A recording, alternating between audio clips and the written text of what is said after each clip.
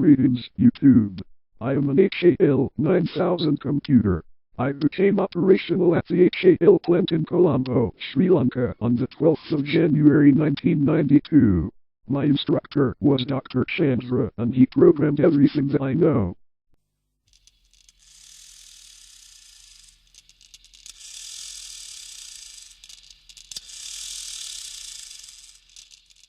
In this video, I am going to read from the prologue and first 3 chapters of Sci-Fi Master 92's novel, The Plutonian Chronicles. Now that I have introduced myself and my intentions, let's get ready to rumble, so to speak.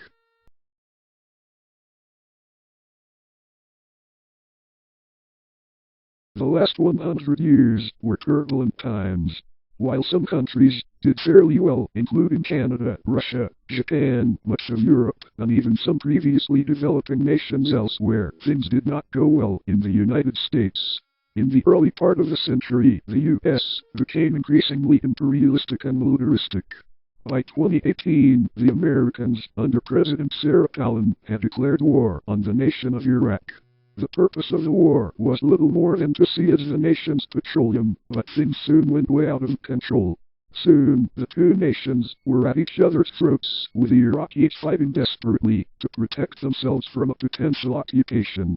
Meanwhile, the American economy was failing. The year 2024 was particularly bad when the Dow Jones Stock Exchange dropped considerably, nearly 80% almost overnight, and one stock was completely eliminated: the Walt Disney Corporation, formerly a major media investment. Many Americans, however, considered this collapse inevitable, given the corporation's bad reputation for unethical business practices and human rights abuses, often bordering on those of a crime syndicate.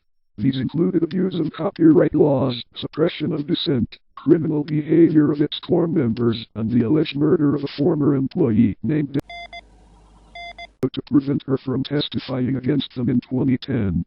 Was a singer who had been attempting to expose the corporation's abuses to public scrutiny, particularly the fact that her music career under the corporation's recording label was a complete hoax without her knowledge and despite her status as a talented performer.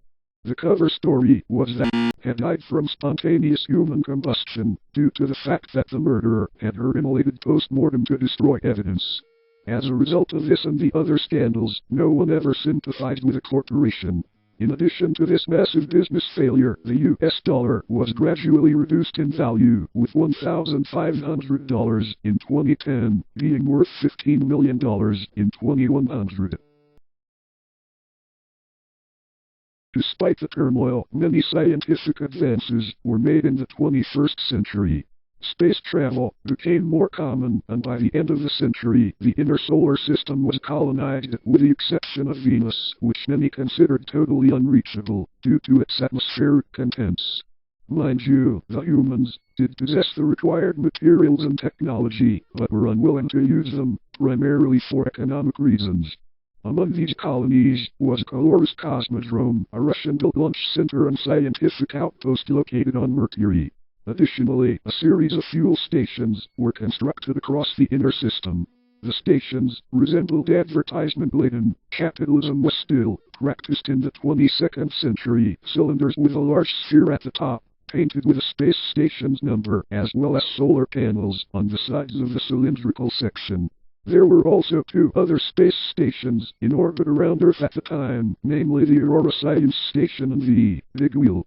The Aurora Station was a long, slender cylinder with a small sphere at the front, a 3-spoked centrifuge, and 6 solar panels and an X-shaped metal beam structure on the back, while the Big Wheel was exactly that: a massive wheel, 15 kilometers in diameter, with 5 spokes that connected to a central structure. In 2098, 6 of the major space powers, the USA, Canada, Russia, Japan, China, and Europe, began work on Project Vespucci.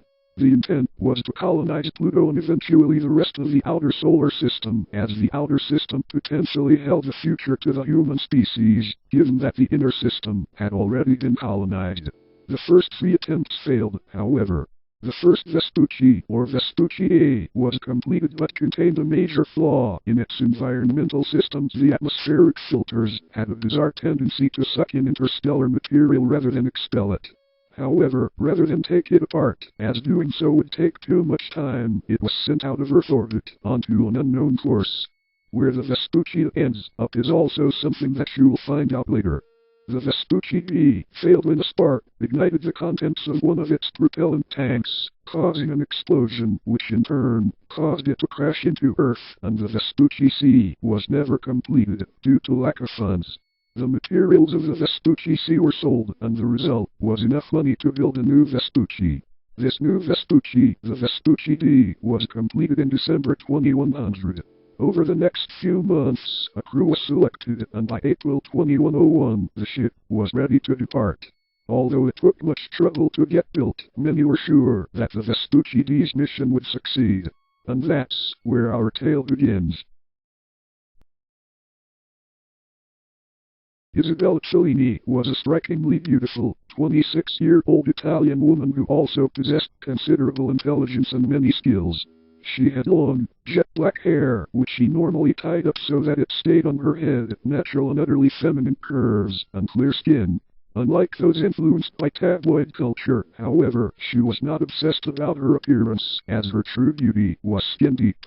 She also possessed an exceptionally beautiful singing voice, although, curiously, she always attempted to downplay it, citing an incident that occurred 10 years earlier, something that was odd for the otherwise eternally optimistic Cellini. In addition to her beauty and her talents, she was an exceptionally capable pilot, having spent the last 8 years training. Now, Miss Cellini was at the controls of a Unity shuttle which carried the crew of the Vespucci D to the orbiting, cage-like assembly matrix in which the vessel was to be launched. "We have 30 minutes remaining," announced Cellini, who spoke with an impeccable Italian accent that was not too thick, but still pronounced enough to be noticeable.